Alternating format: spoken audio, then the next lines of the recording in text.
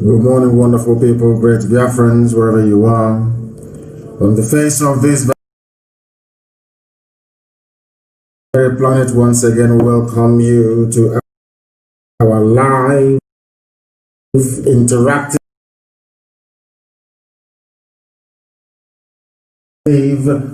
question and answer session, something that the zoo can never do.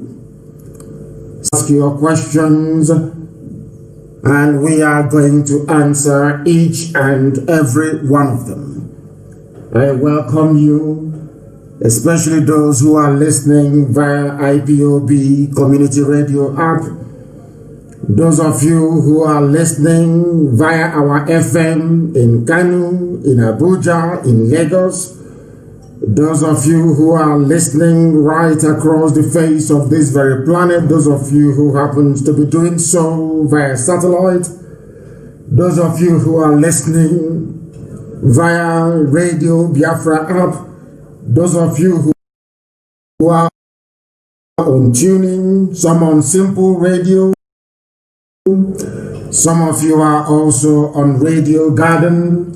However you have chosen to listen to us this very morning, just be aware that this is a live presentation because the time now is 5 minutes past 7 a.m. in the blessed land of Biafra, and by the same number of minutes past the top of the hour, regardless of where you are. I welcome each and every one of you, and as I welcome you, allow me to also encourage you to welcome other people as well, friends, family, relatives, regardless of where they are.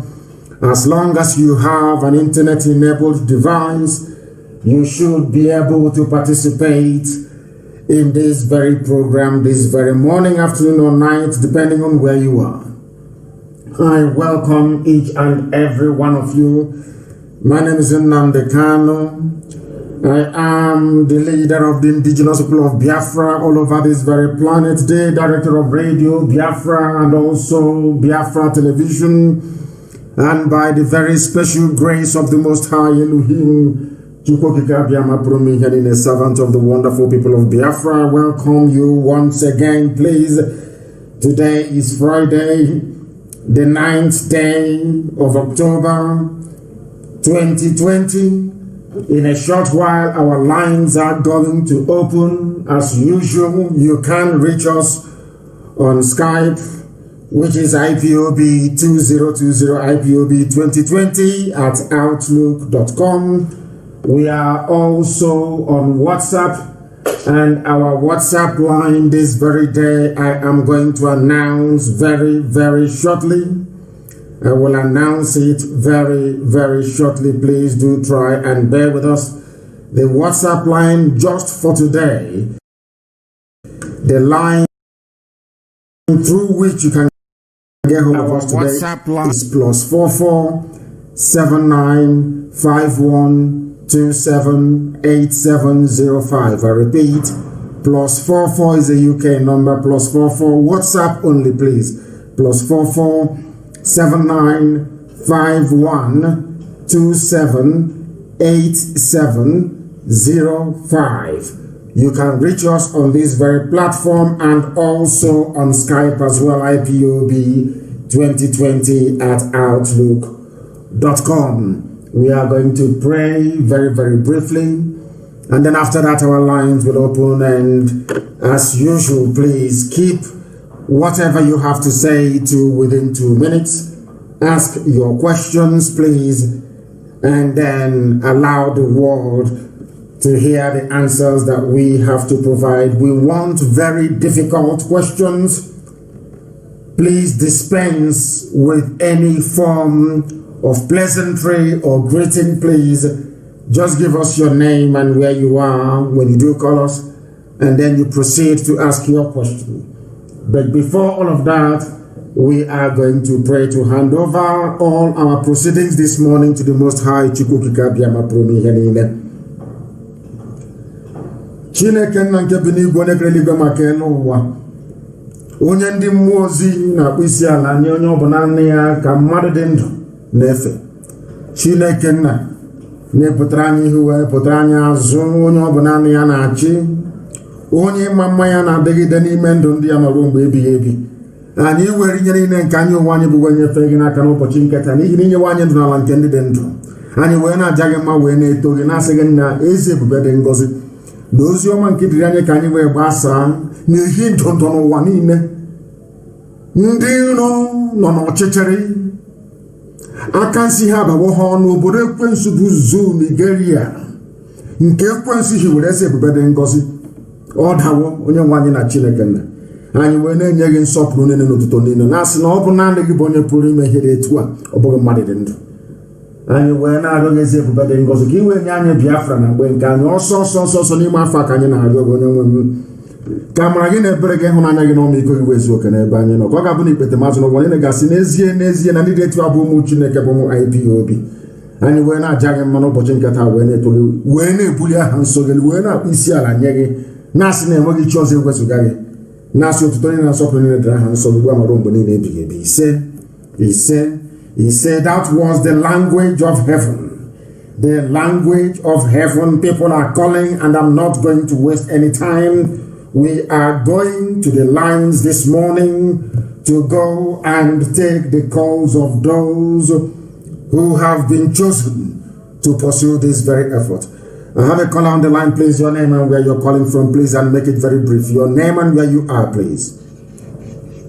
Mazi, good morning. Good morning to you. From here.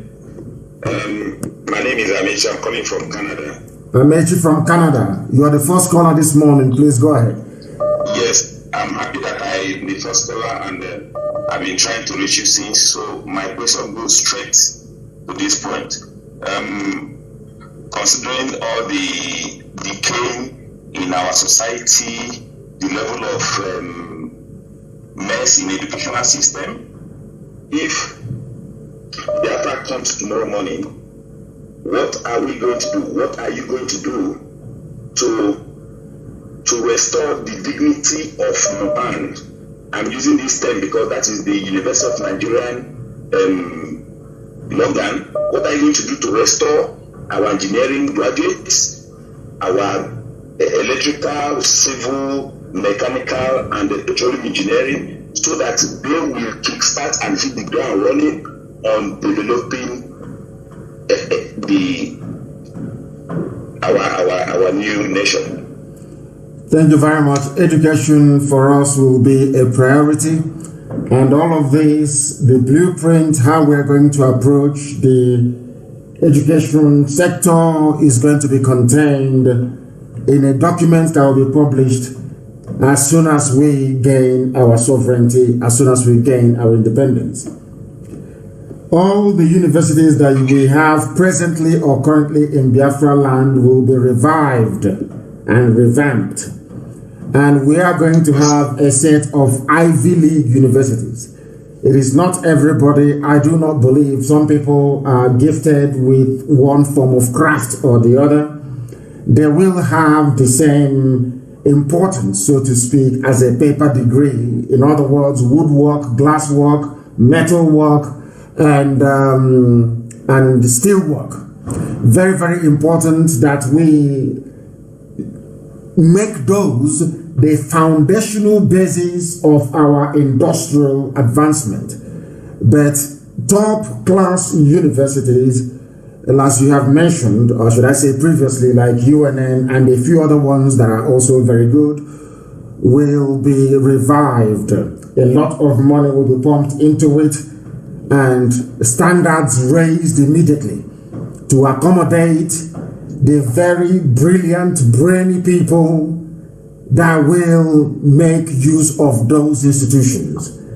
And for us, education is absolutely key. Absolutely key. It is very, very important. I cannot go into so much detail because I don't want our enemies to copy what we're going to do. Please go ahead. I know. My second question is, second and last question is, now, we have a very tough situation coming out from the colonial masters, Britain, who practice a parliamentary system. Now, Nigeria copied the presidential system, which is not even working. So my question now is, if our nation comes, are we going to adopt presidential system or parliamentary system? If we are going to go into parliamentary system, are we going to have, is our prime minister going to be answerable to Queen of England, or are we going to have a governor, an independent governor, just like Canada is, Canada is answerable to England, but are we going to have independent prime minister or presidential system of government? We are going to have a Biafran system of government, something very unique, something very African. It is neither the British parliamentary system nor the United States presidential system. We have a hybrid, something very, very unique. Do not forget that we are the ones that gave the world democracy. We are the ones that gave the world the first written constitution. Don't take my word for it. This is what scholars have come up with. These are white people, people who are independent. So we know what we are doing. We are going to go back to the way we were before the white man came. A very unique system of government. We are going to have a prime minister, of course. We are going to also have a head of state, and the prime minister will be answerable to the people of Biafra. The same thing. Let's say if you have seen the Israeli system, where you have the Prime Minister Netanyahu reporting to the President of the State of Israel. So we are going to have it in such a way that there will be division of power, separation of powers, and also accountability. What we have done is to try not to concentrate powers in the hands of one man or a group of very stupid people as you have in the Zoological Republic. What we are going to have is something exceptionally unique. And do not forget that Izon people will have their own parliament, they will have their own premier as well.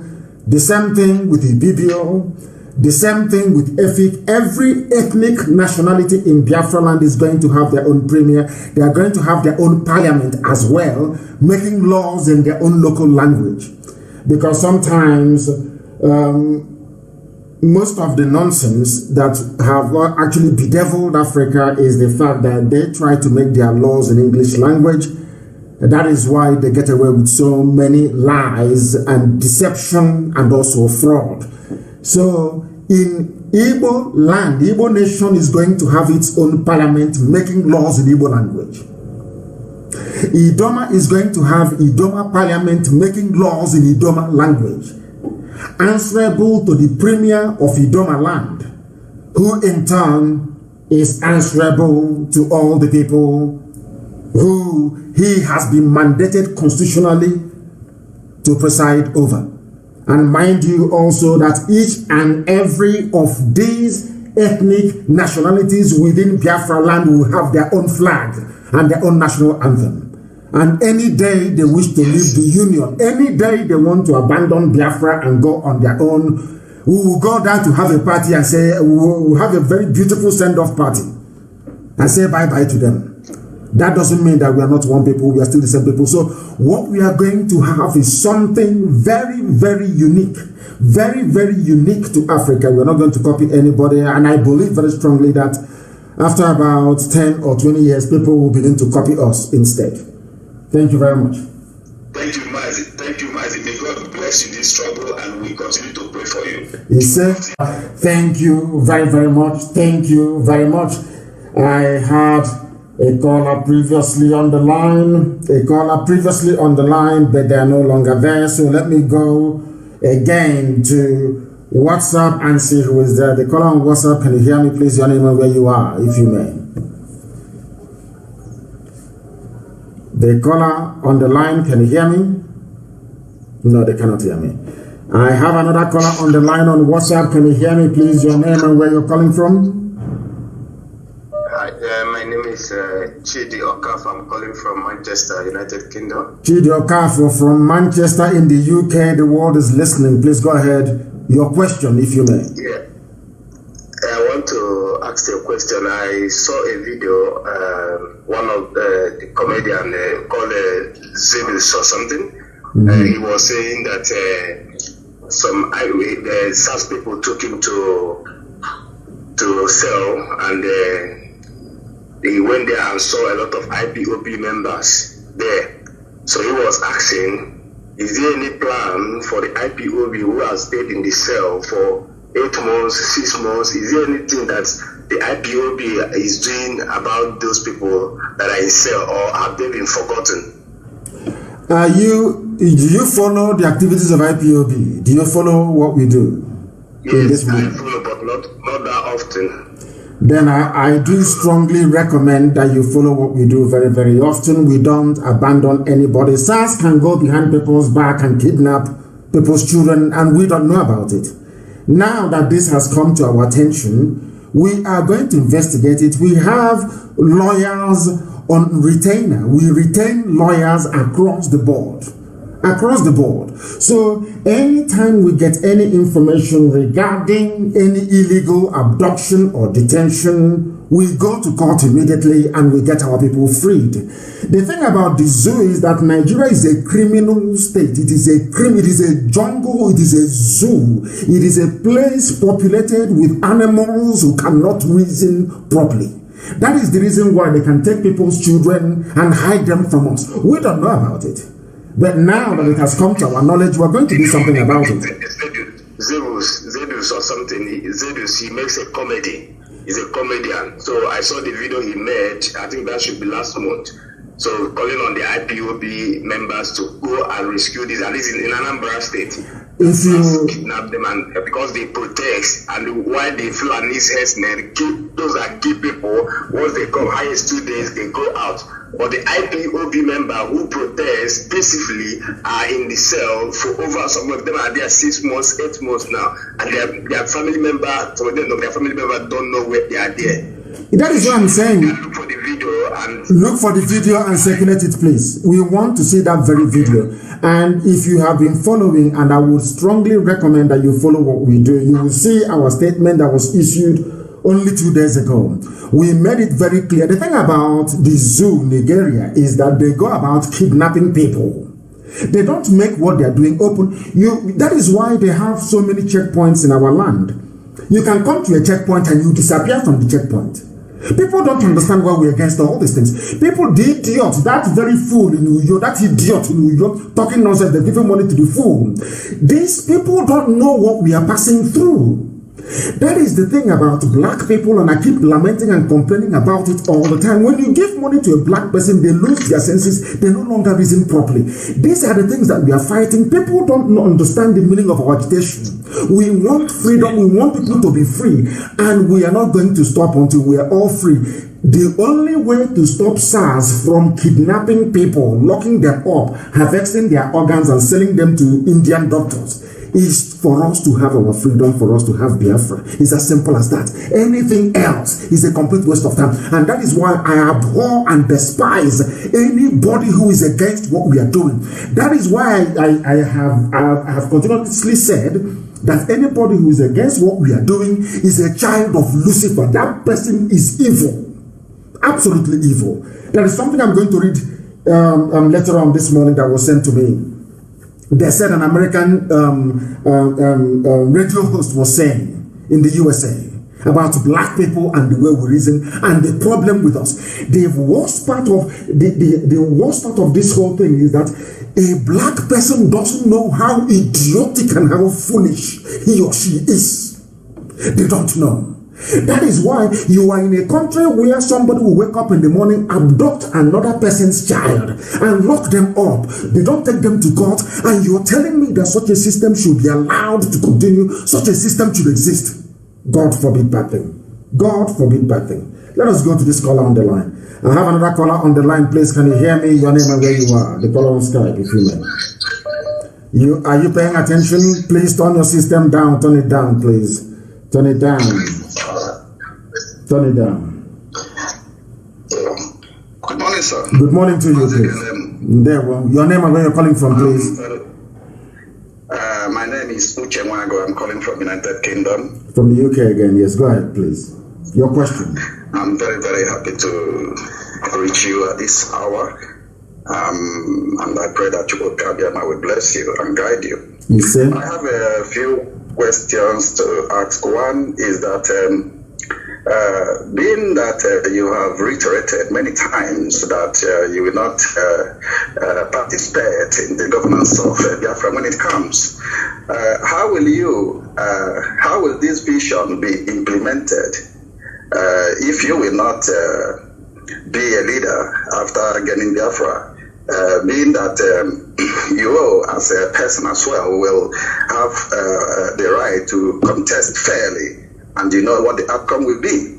That's the first question. The second one quickly is that there are many communities ravaged by traditional reputation based on greed, the greed of the wealthy people who will dethrone some traditional rulers like Eze and all the rest of them, and go to court and propound some ridiculous theories, and because maybe the people who inherited, who it is their right by hereditary, which is practiced all over the world, poor, and they are dethroned, and somebody who is not qualified and who by right will not even have the right of succession, will now be Eze. What will be the situation when Biafra comes? Will this trend be reversed to the original status quo of hereditary?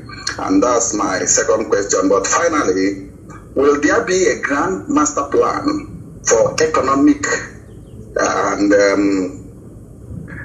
and commerce as well as architectural development plan and process in place when Biafra come, or will things be like it has always been? Anybody can build where he wants, any type of thing he wants, or will there be somehow, like the case of Dubai and development of cities in China and other parts of the world when Biafra comes, so that people around the world will feel compelled to be in Biafra land? Development of the federal government of the Ideological Republic is trying to colonize the rivers, when other places like every Igbo land or Biafra land is blessed with river banks that can form as beaches, tourist attraction sites, pleasurable areas, you know what I mean, where people can enjoy all the endowment that nature and God has blessed us with.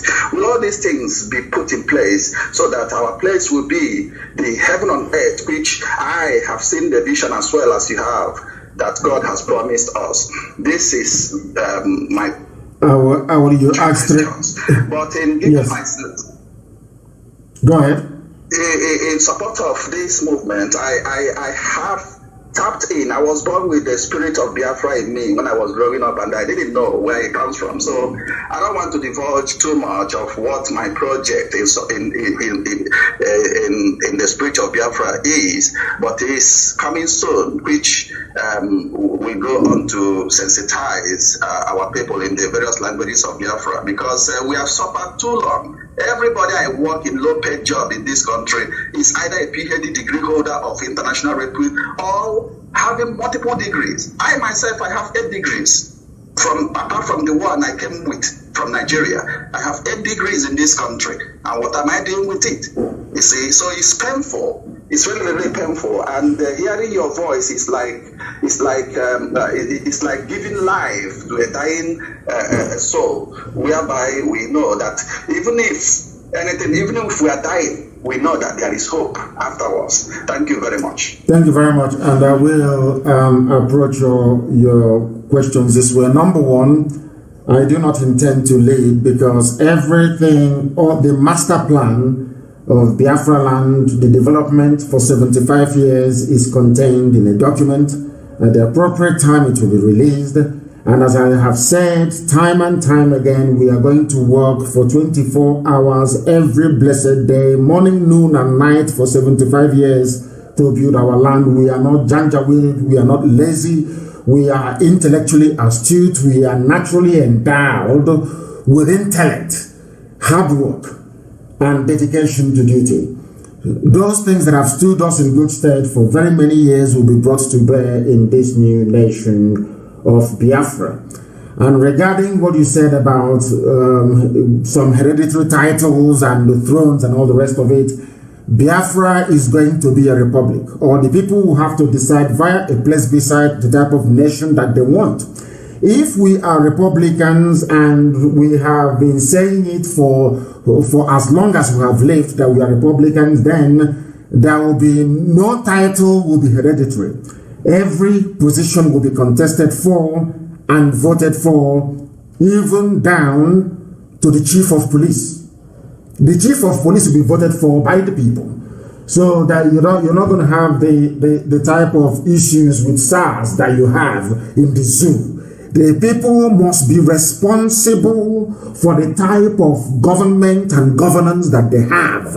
Nothing is hereditary. Nobody is going to go to a court of law talking nonsense, saying it is their turn to inherit a throne in a particular village. All that rubbish will be swept aside. We are going to run a purely Republican society. Republic.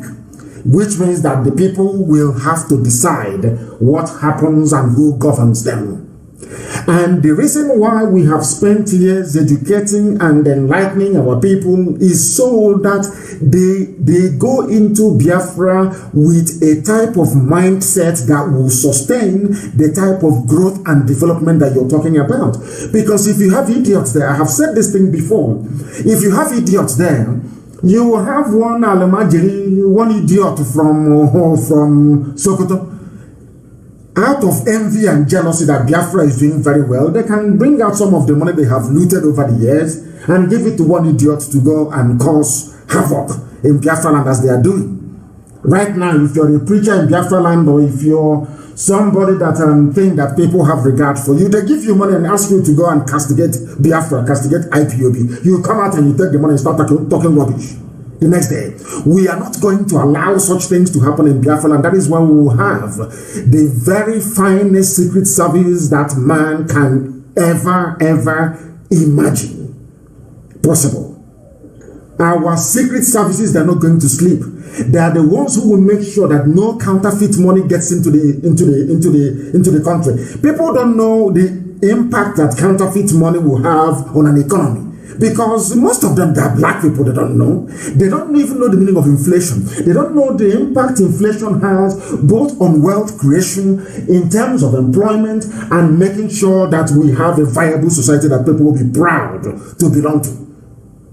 And coming to your very last question, as I said earlier, we have a master plan, believe you me. We are going to, nobody's going to be, people talk about cultism, they talk about there will be no armed robbery, you're going to go to work, people are going to, there will be Department for Employment. If you're unemployed, you'll be registered, the computer will capture you as somebody who is unemployed, and everything will be done to make sure that you have a job to go to.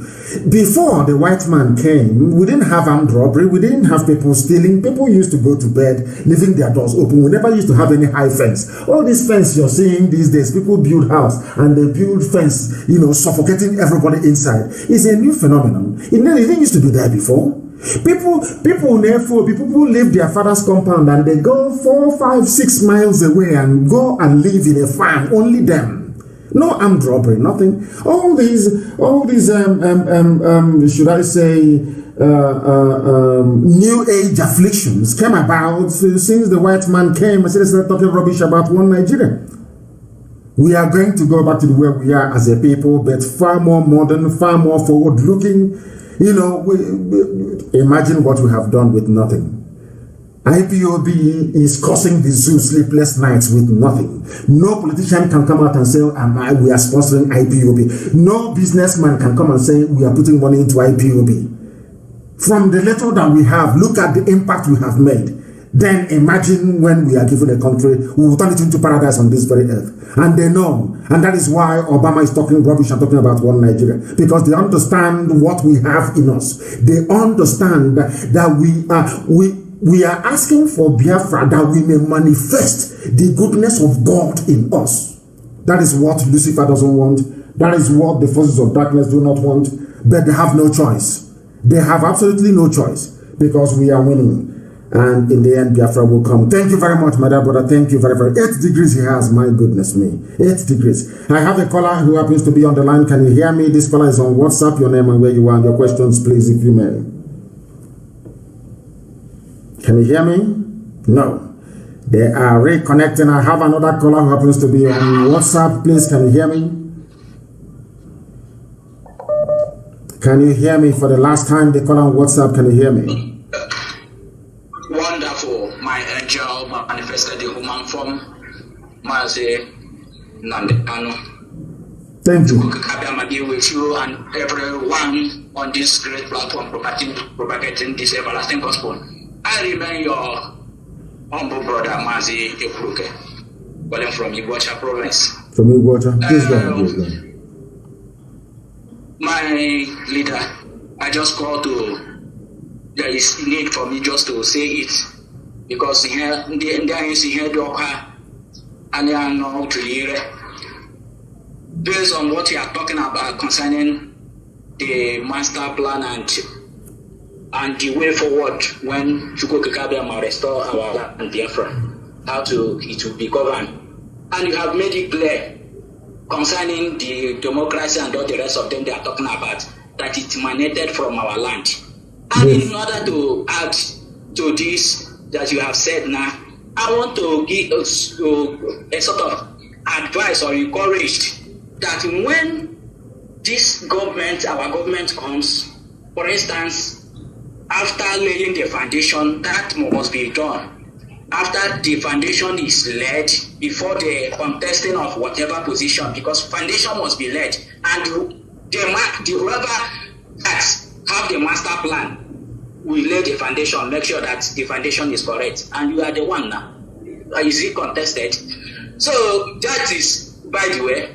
Then when they will begin to now contest for political positions, now for instance, you know our people, during the olden days, during maybe when they have, people will have different opinions, this, that, hey, different opinion. And when they come together in the Mbarama or the market square or whatever they will gather, you will see that everybody, when they vote and have a consensus, they say, oh, Hakarashe. Or everybody would, and whoever have a different opinion or decision will bury his or her opinion or decision and imbibe with the one that everybody agreed and work with for the progress of that particular opinion. And this is what is lacking even in the whole world today. That is why we are having Democratic, the Republican, APC, PDP. They will not be, for example, when a particular party emerge in the center, what I advise so that it will help us, every other position, every other political party must be collapsed. That one that emerges in the center, everybody will rally around to make sure that everyone work towards carrying the collective developmental activities of that particular. Then after, when we, for instance, if we agree maybe it's 5 years term or 6 years term or 7 years term, after that time, and by the grace of God, one single time, not coming for second term, third term, fourth term, one single time, immediately that one that time ends, that political party, every of that political party will collapse, and they will form a different political party. People will come again, and those people who have served will go and retire. The people who breed of people will come, so that we will not have this sabotage here and there. For instance, see what Chukwuka is using Donald Trump, Republican, to do. But the Democrats are fighting against the development of their people, so development of America. The same thing is happening in the zoo. The same thing is happening everywhere. So we'll learn from their mistakes, and so that immediately we come a march. Every political party, whatever political party platform you came from, will collapse, and that one in the center will become number. Everybody will rally around on it and work it for that particular duration of time, whether 6 years, 5 years, or 7 years time. And immediately they finish one single time, everybody will go to attend. People who breed of people will come up for a particular purpose and canvas, and based on the blueprint which the foundation has been laid, which you have laid the foundation, everybody will go and work towards development. That is what I'm suggesting. And so by the grace of God, so that we will not have all these people sabotaging, working against the development of their nation. God bless you, Mazi. And you too. Thank you very much for that. A very wonderful and enlightening insight into different forms of government and how people can become more responsive to the wishes of the people. It used to happen that way in our land. The people gather in the market square and opinions are canvassed, and the most credible opinion is adopted, and everybody will say, yes, we've agreed, and they just go home. The thing is that this very predatory, almost animalistic and criminal nature of a black man that you see in the zoo, Nigeria, is because of the way the place was structured. Nobody came into the project Nigeria with a clean conscience. Everybody came with what they can get out of the whole nonsense, and that is why it is in a mess. Biafra cannot be that way. Anybody who tries, either as an agent of Janjaweedism or an agent of whatever neo-colonialist forces that may be wishing or looking to pull Biafra down, you will go to jail for life. If you're found guilty of treason, you'll be hanged in public. In your compound, you'll be hanged in public. The nearest street to your compound, you'll be hanged there. So that in your next life, you will never ever rise up against your people. People sometimes they couch their wickedness and their evil towards their own people in this nonsense about, oh, we are trying to, of course, we're going to be a very free society.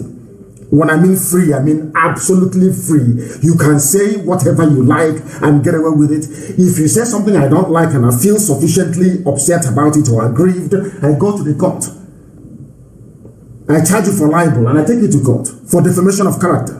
And then you go there and prove if all the allegations against me is right or wrong. But somebody sending police or sending whoever to go and arrest somebody because of what they said is all crap, all rubbish. It's not going to happen in Biafra land. So we are going to have a very viable, vibrant democracy. But for us to sustain that type of democracy, it requires vigilance on the part of everybody.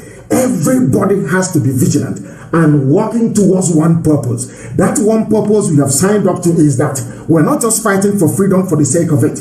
We're not just fighting for freedom to become like another useless, very hopeless African country. Heaven forbid, no. We are fighting to try to build something that when God comes down from heaven, Elohim will come to Biafra land. Thank you very much, my dear brother. Very, very enlightening. Thank you very, very much. I do have a caller. We have a caller, if I'm not mistaken. There is this caller we have on Skype. If they're there, they're no longer there. They are not there anymore. Let me see if I can go and get the person who is on Skype. Your name, please, and where you are.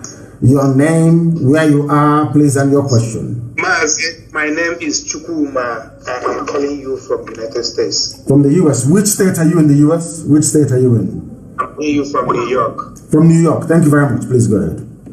Yes. Okay, Mazi, I have 3 questions to you. One of my first question is this. Before the fallout of Ohaneze, did you ever, Mazi, please be patient and understand my question. Before this fallout between IPOB and Ohaneze, did you ever in any way had a meeting with them and they tell them your plan? Or is it because you found out that they sold out and you took advantage of them being sold out to castigate them? Because I am in support of castigating them. I'm castigating them myself. But my question is this, my number one question. Did you ever tell them all these beautiful and wonderful plans that IPOB has brought for the development of Biafra land and liberation of Biafra? Did you discuss it with them? Yes, hold on. One question at a time, because your questions are very deep. Yes, the answer to that is yes. I discussed it with them. When I came out, I went to Chief Nyawodo's house to go and see him. I had a meeting with him. I had telephone conversations with him. It did not just stop there. The same plans that we had, or we still have till tomorrow morning, of course, until Biafra comes and beyond, I also intimated the governors as well. Are you listening? I said, it is not just Ohaneze that I sat down with to discuss all of these issues. I also sat down with the governors and I told them everything. And I explained to them the difficulties they will have coming out in the open to support what we are doing. I am not against them doing what they're doing behind closed doors and, trying to be some kind of a moderating influence. If that is how they want to sell what they are doing to Abuja, I don't mind. I said to them, do what you're doing and we'll do what we are doing. But if you're asking me to call off Anambra elections, you must bring something to the table.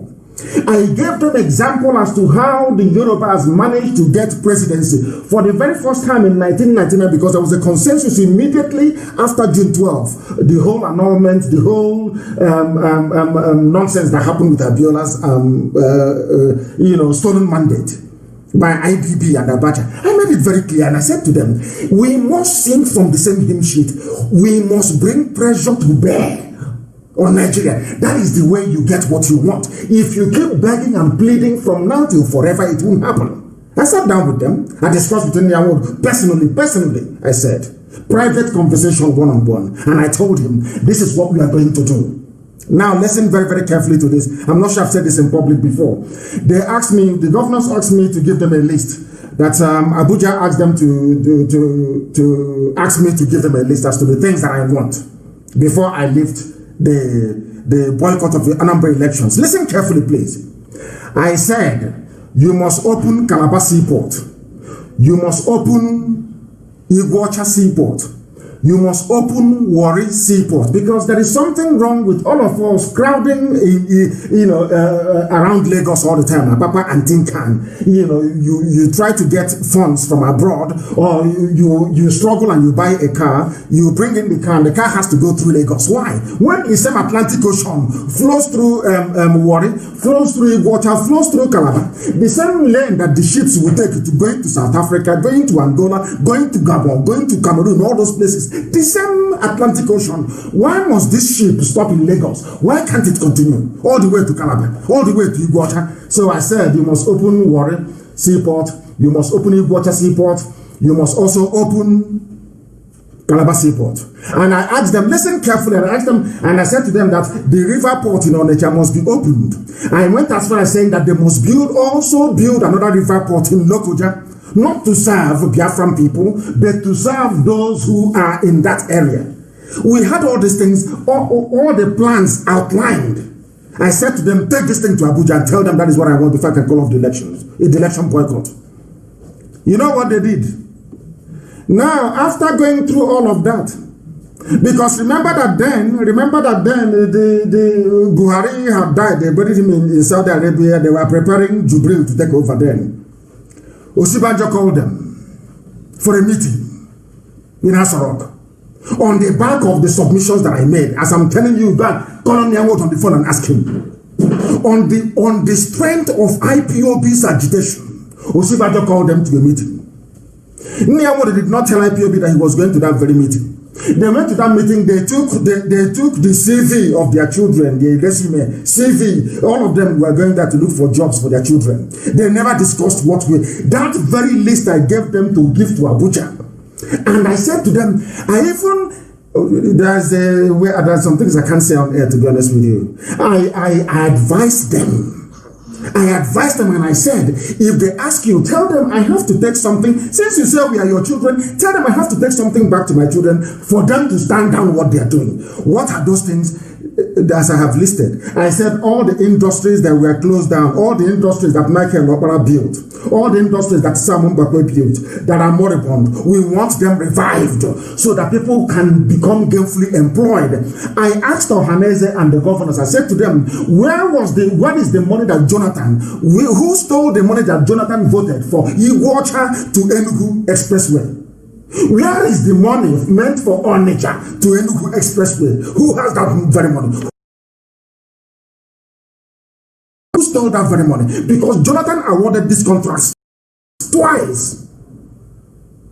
Now it was then I discovered that they had eaten the money. That those who are in Ohanese are the ones allowed them.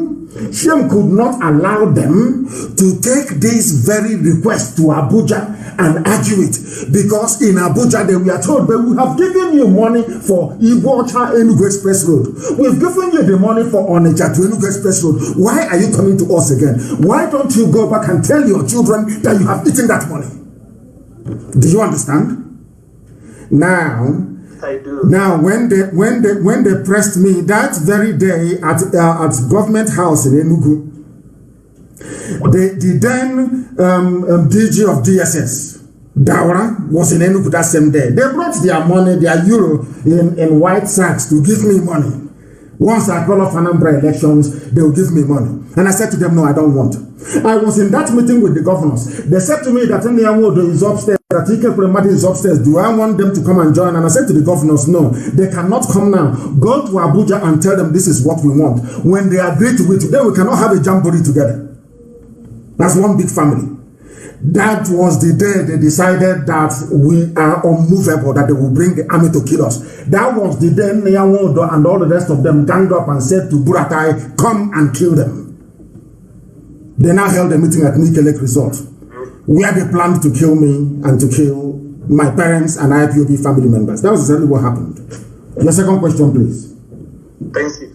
Thank you. Mazi, my second question is this. Enyinaya Habaribe is a senator voted in through PDP, political party, whatever I don't know.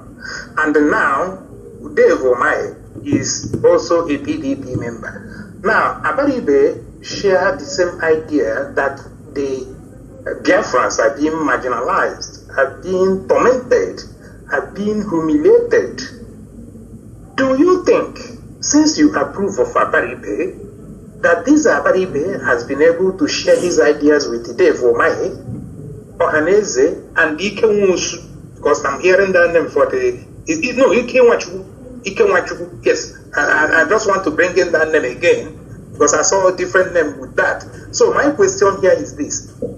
Has Habaribe, whom you have asked us with his performance and his behaviors, that is outspoken to tell the world how we have been marginalized, do you think, since he works on the platform of PDP, and the Dave Omae, who has claimed that he is the governor's forum, or chairman governor forum of PDP, that he has shared his idea with Habaribe, or that he has bought the idea of Habaribe, of believing that we are humiliated, marginalized, tormented, killed on daily basis? That's my second question. Yes, I want to answer your question this way.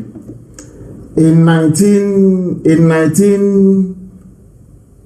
the year 2000, and Obasanjo got in 1999, after Jim Wobbard and Ojo Zokalo betrayed Ekweme. I want to answer your question this way, that Habaribe is a lone voice in the wilderness. Now, the question you should be asking is, why are the governors, why is that that other lawmakers are not backing? Is what Habaribe saying, is it wrong that we are marginalized? Is it wrong? Everybody knows it's the truth. Now, ask yourself this question. Now, this is how I want my people to reason.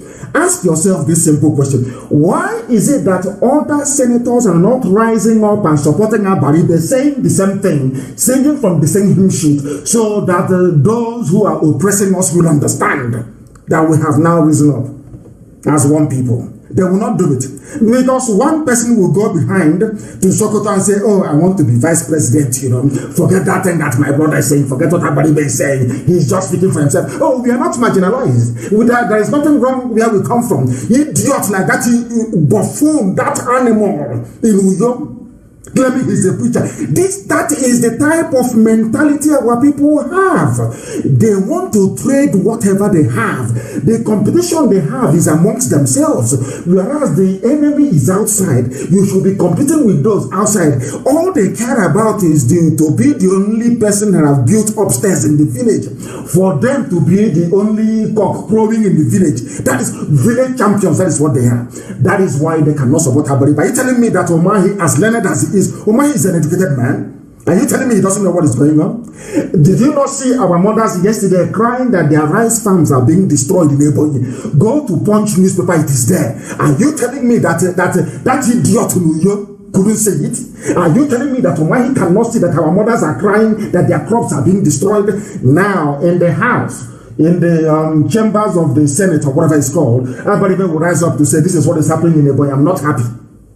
And the same evening, Umahi will rise up and say everything is okay. Oh, Buhari is doing very well. That is how they are. People need to understand the way we have taken our selfishness to a new level. We have taken our individualism to a new level, and it is destructive. It is destructive. I could have gone as that Oshomole lookalike did a while back. I should have gone to the zoo and taken money from them. The time that Mama Ndawara brought his sacks of money to a local government house. If you doubt me, go and ask any governor. They were there. Go and ask Ubani. They brought money in sacks, in euros, millions, to give to me, and I said no. In any government house. Go and ask Ikekwe, he will tell you. I said no. So if I had collected that money as some other idiots have done in the past, by now I'll be telling you, let us move forward. There is a way to do it and all that rubbish. But we have remained very consistent. We have said no. Instead of somebody to come and say, oh, this thing that our people are saying is correct, oh, let's kill him. They will tell you, let us beg for presidency. We'll go down on our knees to go and beg them. That is the problem that we have. Not that they don't understand, but their individual selfishness, their need to come out, and because people, they know that in a Biafra land that is very highly competitive, they may not be able to find their feet.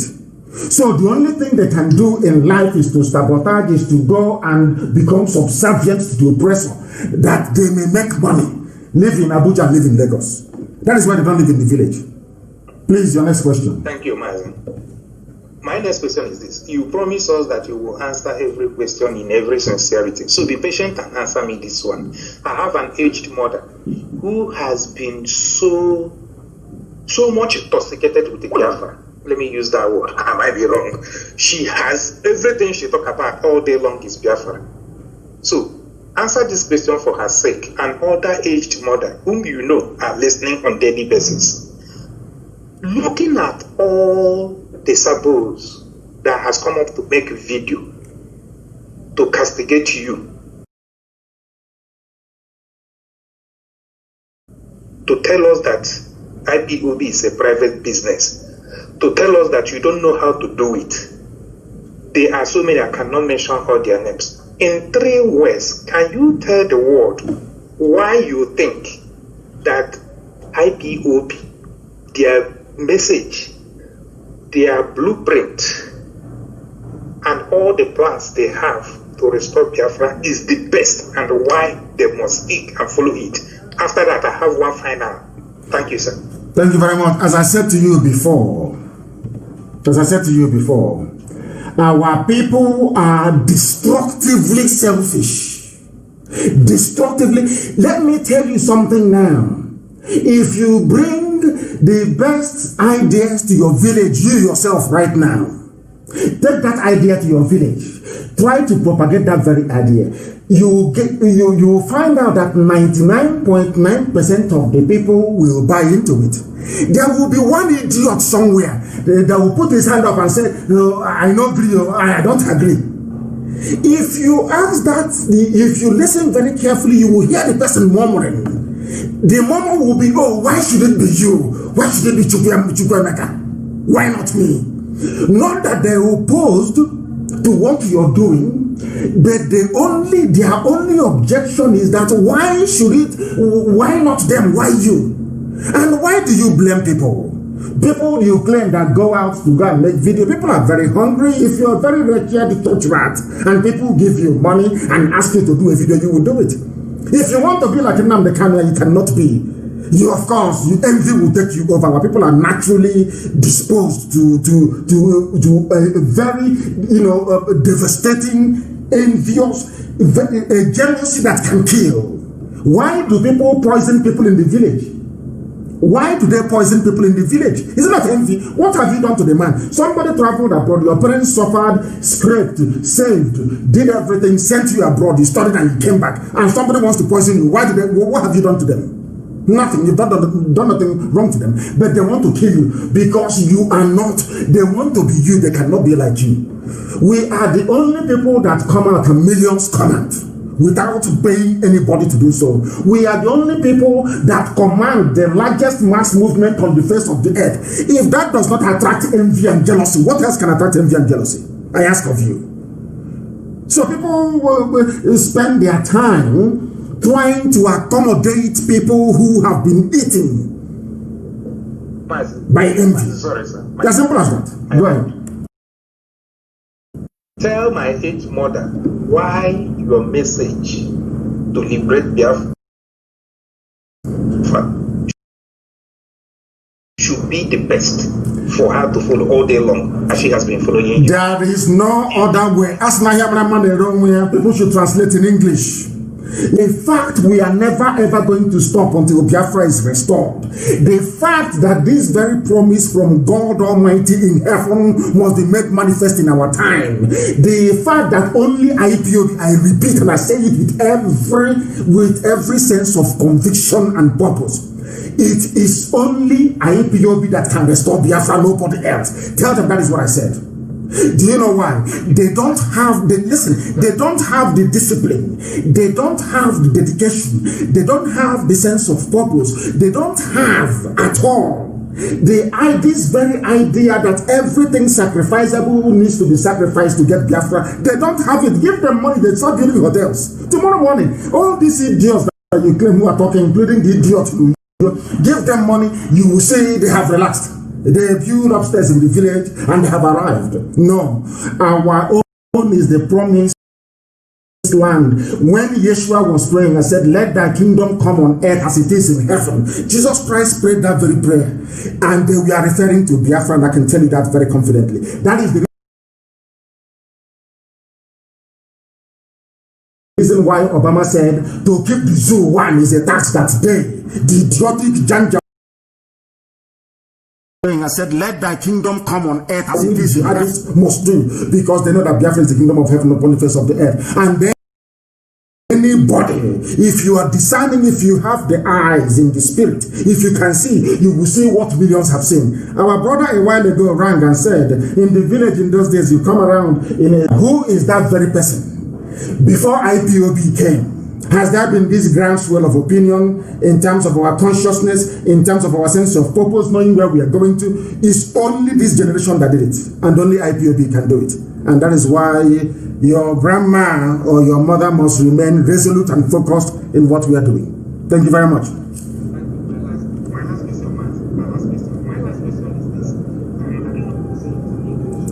Sorry, please hold on a second. This is your last question you said. Please hold on. Yes, go ahead. My last question is this. Urikara no nyokara. That is, if you consume more, that means you defecate more, something like that.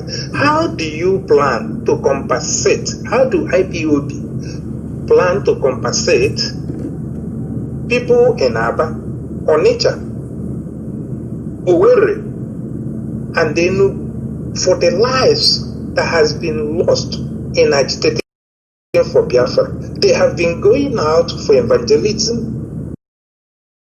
Other people, these are matters that need to be very careful, because I have not seen protests about Biafra in Calabar.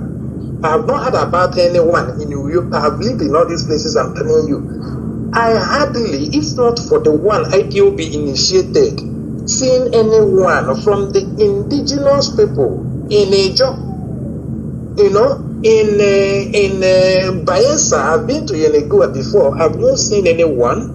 By the indigenous Efik people, I've not seen them. Now, look at Aba. Indigenous people in Aba have stood up to tell the world we are being humiliated and marginalized. Aba people have been killed in Onitsha. They have been killed and massacred in Asaba. Sometime I heard about that, but these days, no.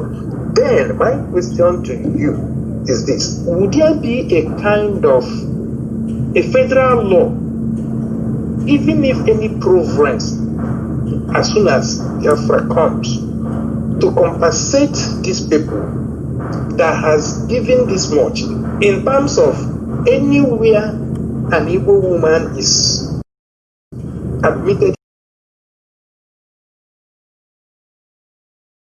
even if any province delivery, as soon as Biafra comes, to compensate these people that has given this much in terms of anywhere an Igbo woman is admitted in a hospital for maybe delivery, no bill.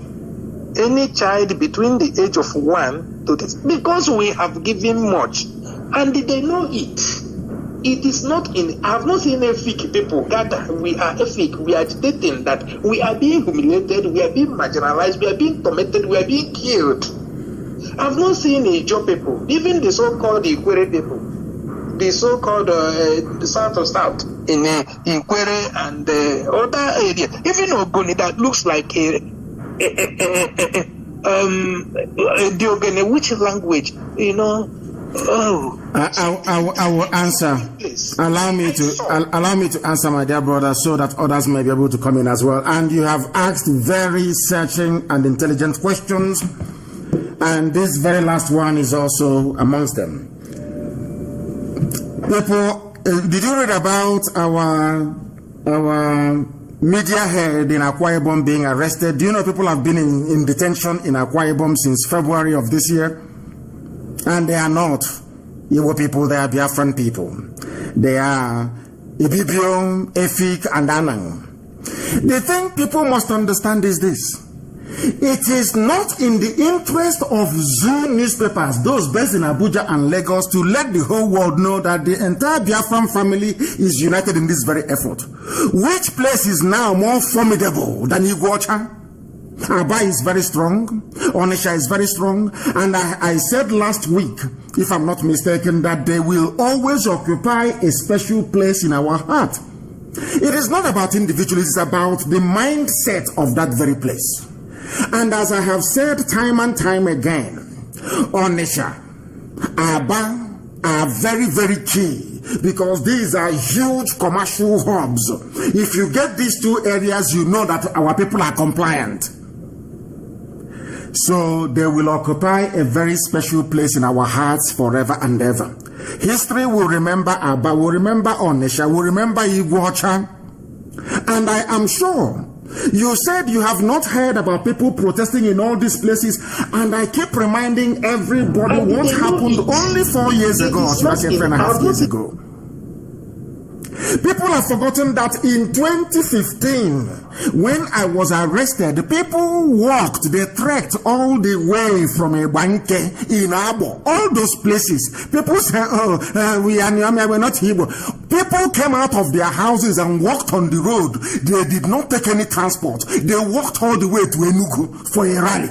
It was on their way back that they blocked the head bridge of Onitsha for 4 days, asking for my release. I have said this many times.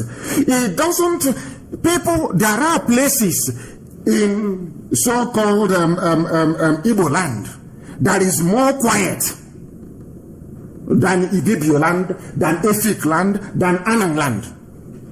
But we know that not everybody is just like going to a war. Not everybody enlists as a soldier to go to war, but they are fighting under the banner of that same families that have been set up in the same way that not all of us, you don't expect all of us to come that you least expect. Forget all the idiots that come out on the pages of news to be talking rubbish. On the ground, we are in control. On the ground itself, IPOB is everywhere. We are in control on the ground. So don't bother yourself, my dear brother. And thank you very much for such searching and intelligent questions this very morning. Thank you very, very much. I have a caller who happens to be on the line. This caller, give us your name and where you're calling us from, if you may. That is network permitting, but I can see you're calling us from a part of the zoo and it is not connecting. And how come that is not a surprise to me? It is not a surprise to me for the very simple reason that that very place is not working. That very place is not functioning. I want to also use this very brief opportunity to congratulate Ngozi Okonjo-Iweala on her appointment with the WTO. I want to congratulate her. That is a very big difference between us and Alamajri that went to ICC court and he came last. Ishak Bello. He came last. Ngozi Okonjo-Iweala went and came first.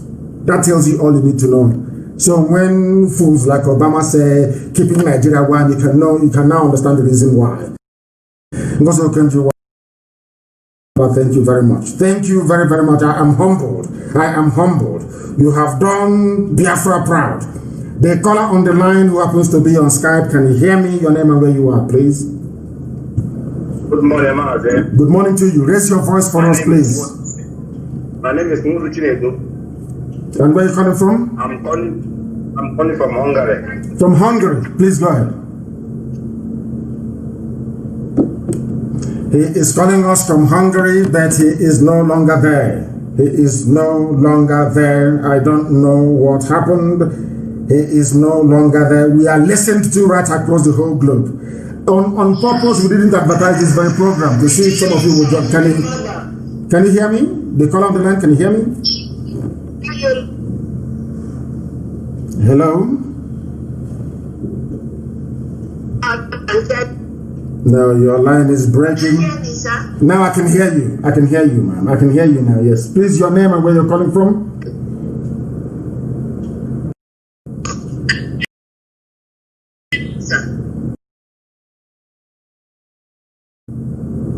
Yes, please go ahead.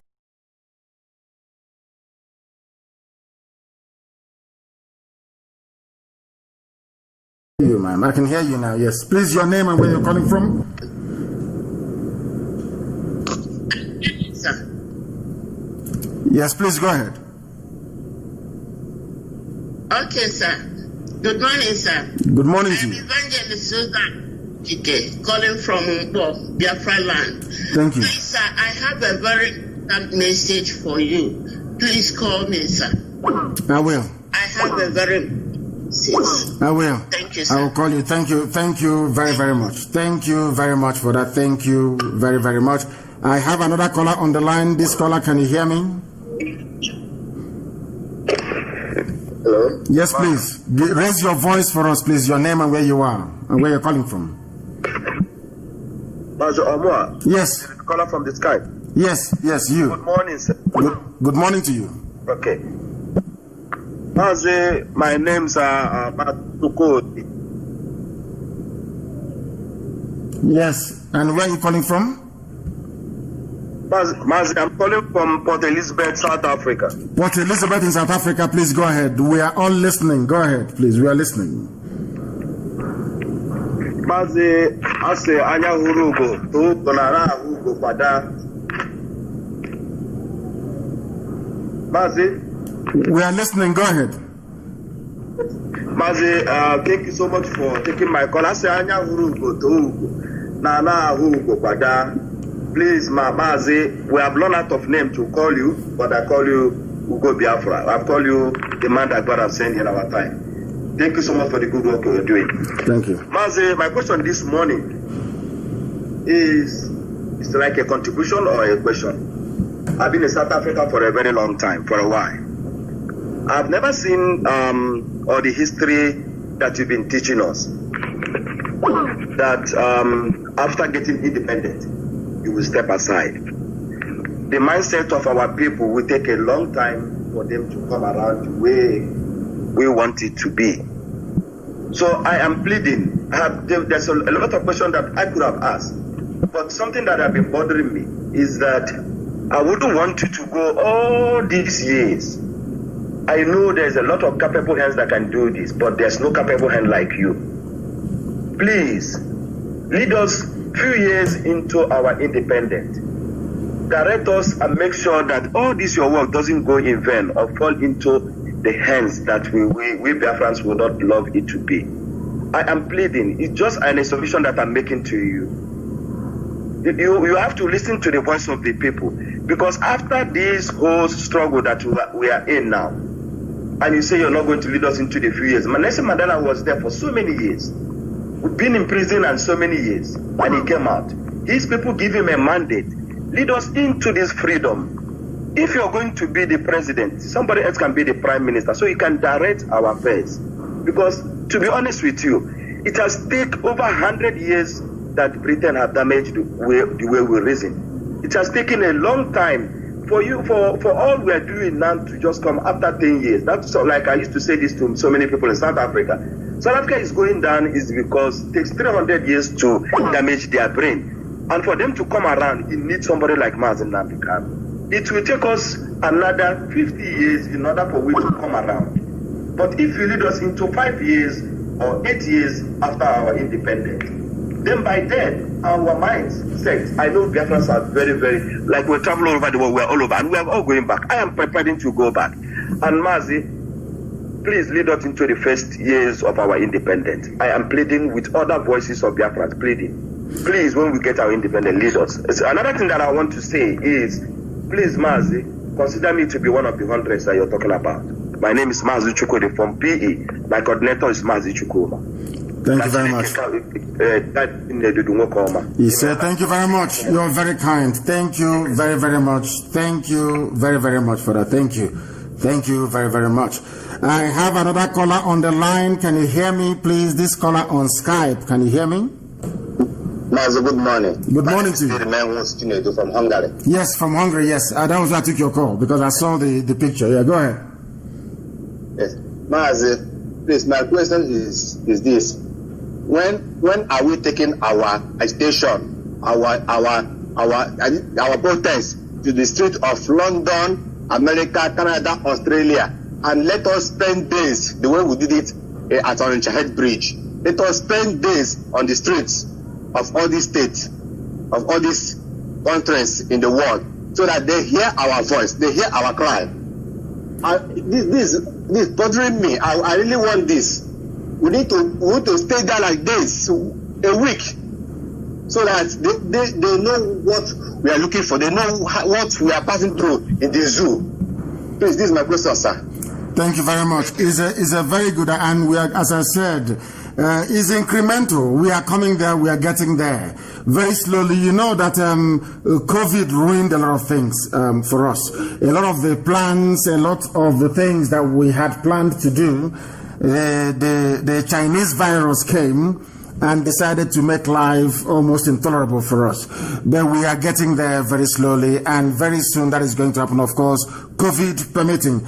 You know that 1st of October rally that was planned, even in the UK, because of what COVID is doing to people in the UK, the police can only allow, or could only allow 6 people in total. So that tells you, as soon as this whole thing is over, our people we are getting there. We are getting there. Slowly but surely, we are getting there. The level of consciousness, the level of reawakening, the level of enlightenment going on now makes it imperative that sooner rather than later we'll march out on the streets all over the world to tell them how formidable we are.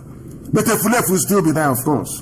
Don't ever discount them. People will always try whatever they can to see if they can attract some measure of crumbs from Ubu Hausa, or should I say from Ubu Fulani. The caller on the line on WhatsApp, can you hear me? So, Mazi, good evening, sir. And good morning to you from here. Your name and where you're calling us from, if you may.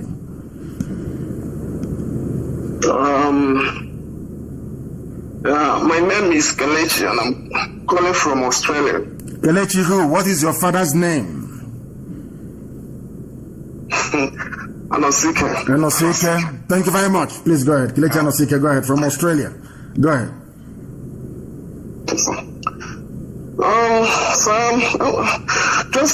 I listened to your last broadcast, and there is something you said, and it's really I asked myself a question.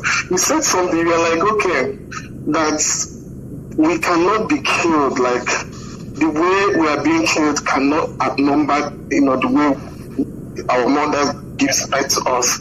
I'm like, if it is this serious, why is it not like an open war, so that the whole world will know that this is actually going on? And considering the fact that currently the Republicans, the right is with power. I mean, the White House right now, so it can attract a lot of. If something can happen, something positive can happen, and Biafra can be realized. As why is it not like an open war or something. So my next, another thing that is bothering me is this. You know, I'll be happy to have someone that will come up on Radio Biafra, someone that is as charismatic as you are, someone like, you know, but that for me, like, when you are not broadcasting yourself, if there will be someone that, you know, can you know, be so, you know, that can make the broadcast look, you know, be so real and to communicate the way you are, you know, you always do. If there is someone else that you can groom, that can, you know, be so much effective to, you know, to that will be so much effective. Yes, I think we have lost you there, but I do understand what you're saying. First of all, when the time comes, the world will know everything we are doing it in a planned, in a measured form. You know that the trauma of having lost the last war in 1970 affected our psyche so much that, you know, basically we had generations raised in cowardice. People that felt that having lost a war, that we should not attempt another one, forgetting that life is about agitation. Even when you're in the stomach, when it is 9 months and you're in the stomach, you start agitating to come out. If your mother refuses to yield to your agitation, she will die in the process. Every 9 months, a child starts to agitate to come out. So that is the way it is. What we have done or what we are continuing to do or will continue to do is to preach this very gospel, is to make sure that we are relentless, that we are resolute, that regardless of what comes our way, that we rise to the challenge. Because there are bound to be frustrations. Even Lucifer himself cannot be quiet, and you're building the kingdom of God on the face of the earth. Of course, the devil will be very upset with you. That is why we must remain resolute. That is why we must remain consistent.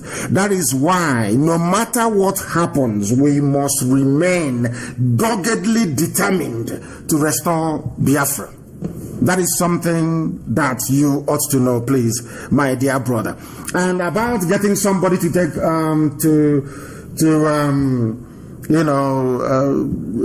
do what we are doing. Everybody, they have their own style and their own gift. And I do believe that we have people, and there are many more people who are coming up, and you will hear from them in the coming days and in the coming weeks. Sometimes we should make it a point of duty to make sure we listen to Radio Biafra all the time. Alozie is doing very well. Like Peters is doing very well. There are people who are broadcasting right now on our platform who are doing very well, and it's only a matter of time. Then you will see what they are made up of. Thank you very, very much for that. Thank you very much. I have another caller who happens to be on WhatsApp. Please, people should disregard what Facebook is doing. That is what they do. When they feel that there are too many people who are listening to us, they bring in that their little problem, and then they reduce the number of people. It's all rubbish. They know we are more than all this type of garbage. We must continue. That is the meaning of resoluteness. It doesn't matter what your enemies do. You remain consistent in what you're doing. The caller on WhatsApp, can you hear me, please? And thanks for waiting. Your name and where you are, please. Hamadika, good morning. Good morning to you. My name is Shady Odibo from Ihiala. I come from Austria. From Austria. Thank you very much. Please go ahead. Yes. Yeah, please. I'm very grateful to hear your voice today. And I just want to congratulate you for the good work you are doing. We are all grateful for you, you know.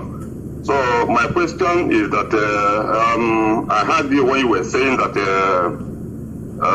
every ethnic group in Biafra land should have their own parliament and decide and make their laws. Yes, of course.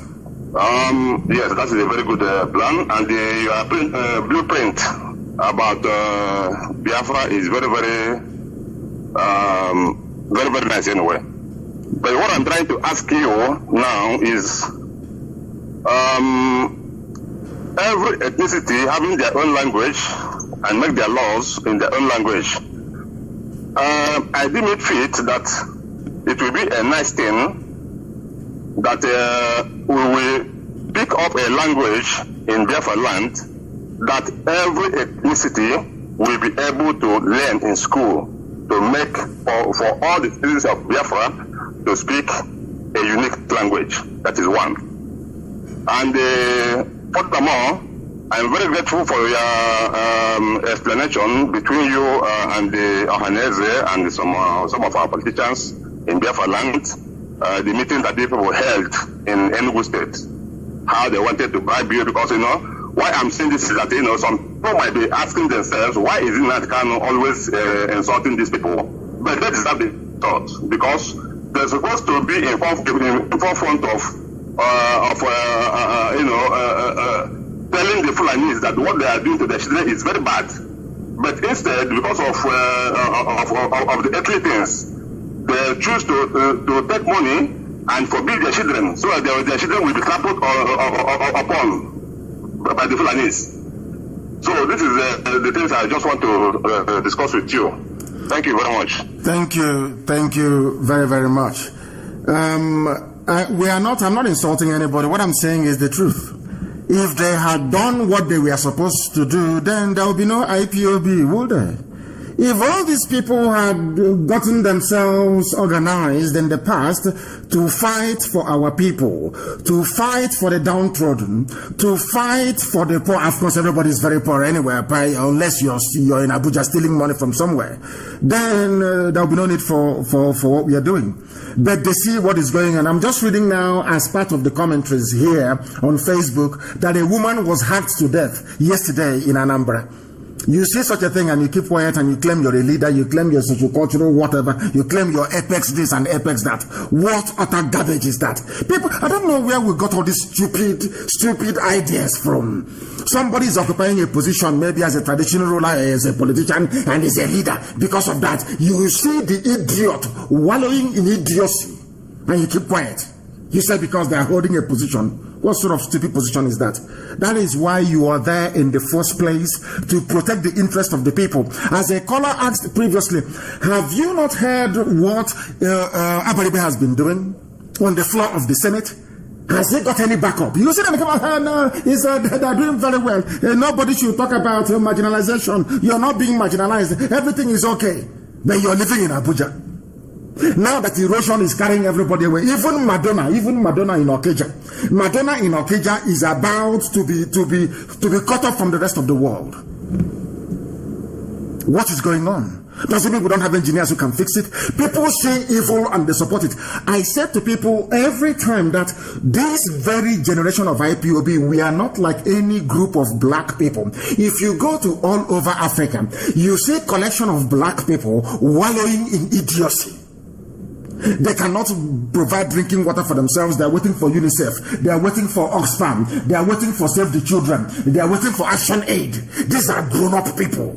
It cannot be that way in Biafra land. We shall take responsibility. The same thing today that we know that Facebook is doing every blessed time that we come on air. They try to do their nonsense. The fake problem, the technical glitch to be suppressing down the number of listeners. Do you think that we are going to allow Facebook to continue in Biafra land? Of course not. We have to find our own. That is how life is. People must understand that this very generation, this very period that we're living in is about time for people to stand up and be counted and remain on the side of the truth. The thing with black people is that they are so foolish. They think sometimes that let me be an opposition voice at least. That's where my name could be heard. You know that stupid monkey, the way that a baboon reasons, that is how they reason. But not this IPOB. We shall speak the truth every blessed day. Every blessed day we shall speak the truth every day. I have a caller who happens to be on the line. This caller is on WhatsApp. Your name and where you are, please. Your name and where you are, and then your question, if you may, please. Mazi, good morning. Good morning to you. Yeah, I am delighted speaking to you this morning because indeed your kind is a gift to our generation, and I pray that God will keep on sustaining and helping you to carry this mission through. Yes, sir. really, my name is Okechukwu Okoye. I'm from Abu, Enugu State. I'm calling from Dortmund in Germany. Dortmund in Germany. Thank you. Please go ahead. Yeah, so I want to, as I've said before, I compliment you in every effort you are doing, and I pray that God will keep on strengthening you. There are things I want to talk about. One of them is about the affirmation you made some times ago about the ginger weed and what we are going to do, even when Biafra might have come. Yes. So I know what happened when there was this Gideon Okaku. Yes. Where because of his affirmation, people were of the opinion that coup would have succeeded. But because of his fastness to make some affirmations, it became something that he couldn't carry through. Yes. So I'm trying to kind of saying we should be a little bit tactical and wise in saying certain things, and not that we don't know that those who have done such evil to us that cannot go free if need be. But I think we should focus on what is ahead. That is number one. Then another thing I want to say is about Enugu Watch Express and Onisha Express, the money you are talking about that Ohaneze collected, because it is always good. I love IPOB for honest. I love IPOB because they are matching every argument with truth, and truth is always what can set us free. So this, I remember when Jonathan was in power, Jonathan says that all the state governors should build their federal roads and collect money from them. It is really unfortunate that in our own section that none of our governors took that advantage. Recently, the current Jibril or whatever his name is in Asorok has also requested for money to refund for states that have carried out federal roads in their locality. So now I am now saying, how do we believe that Ohaneze or whosoever have collected this money for the road that we didn't see them build? Because government in that particular setup have made it clear that when you finish the building with your money, you come and collect it back. But in our own side, that nobody builded anything. Then how did government get the money that you are talking about? Because I want to be sure, because this is our fathers. We all want everything that are genuine, everything that are correct. But I will condemn my father when he did what is wrong. But it will not be right if I will be condemning them for what they are not guilty of. Now, let me put it to you this way. So you're saying that Goodluck Jonathan was in office for 6 years and he never awarded the contract or released the funds for Enugu Iguacha Expressway. Is that what you're saying? Yeah, his system was build your road and come and collect the money. That was what I heard in his administration. No, I don't believe in hearing something. I believe in something that I can confirm and verify. If you know anybody working... I had it directly from Jonathan himself. I had it directly from Jonathan in interview. He said all the state governors build the federal road and come and collect the money. Simple. That is what he said. So if our governors fail to take that advantage, I don't see how Ohaneze or... That wasn't what happened. So what you're saying to me, that hold on. Let me correct you, please. So you're saying now that every capital project going on in the zoo as we speak today is go and build and come and collect refund later. You are mistaking two things. The governments of the zoo have been saying, if you spent money on federal roads, come and take it back. And I want you to send anybody to Federal Ministry of Works. I think it's where Fashola is, the man of darkness. Send anybody there. Let them go and bribe whoever is at the gate. Go and bribe somebody to bring out the files for you. Just tell them that you want to know the status of Enugu Iguacha Expressway. Tell them there's something about Enugu Onitsha.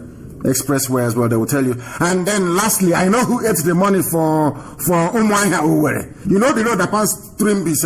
Are you aware of that road? I know who ate that money. I know who has it. And what they did with it. So we should stop providing excuses for people who are corrupt. That is the reason why the zoo is corrupt. Because black people always make up excuses for what is evil. Since I made the allegation, has any of them come out to say that it is not correct? And if you have somebody who's close to Jonathan, ask him to ask Jonathan, how many times have you awarded Enugu Iguacha Expressway? Then you'll be shocked. You will be devastated as to what has been going on in our land. So we know all these things very well. Do you know how many times they ate the money? Onisha Owerri. Ask anybody who lives around there. Ask them. Obasanjo had to literally cry and scream before they built Owerri to Onisha. Are you aware of that? So which state governor built Enugu to Onitsha? Which governor built Owerri to Onitsha Expressway and collected money from federal government? If what you're saying is correct. I think it was in Ngige, if I'm not mistaken. Anambra Federal. In fact, Ngige built it out of rebellion because he wanted to prove a point. But later it became norms. Thereafter, others, Jonathan said others can build and collect the money. My brother, you are wrong. Whoever stole our money, listen, whoever stole our money is going to bring it out. I love respecting my elders, but I am not a fool, and anybody that misbehaves, I am out for capital punishment. I don't care whosoever that person is, because we don't deserve all this darkness and evil we are seeing in our country, in our region. Yes. But what I will not stand is it can never be right for us to stand and say that somebody that is not guilty is guilty when he's not guilty. No, that's why I'm saying what I have given you the facts and the figures. And listen, Ngige did not build any Owerri. So Ngige built Onitsha to Owerri. Built it all the way to Assumpta Cathedral. Ngige built only between the Onitsha metropolis. He didn't go beyond that. But I'm talking about a federal road. I'm not talking about the trunk B roads you have in Anambra. We must be able to understand issues and facts before we debate or argue it. Ngige built roads, IPOB built roads as well. We understand that. NDDC under this man Onyema, I think his name is Onyema, he built a lot of roads as well. A lot of little feeder roads connecting communities. I am talking about federal awarded roads. I'm giving you an assignment now. 3 simple assignments. The number 1 assignment is how many times did the federal government of the zoo award the contract for Owerri to Onitsha? I said, how many times? That is your number 1 assignment. Number 2 assignment, send somebody to the Federal Ministry of Works. Let them give you the file. I don't believe in hearsay, what somebody said, interview. I believe in facts and figures. Tell them to give you the file of Enugu Iguacha Expressway. You will see what happened. Then also ask, whilst you're at it, ask them a simple question. When was the last time the contract for Enugu Onitsha Road was awarded? And then lastly, also find out how many times Owerri to Umuahia Road passing through Mbisa has been awarded. Then you'll be shocked. We don't come out here to say what we do not know. What we give you are facts and figures. That is why this is the finest university on the face of this very earth, because we speak the truth always, even if it leads to our death. You must understand that.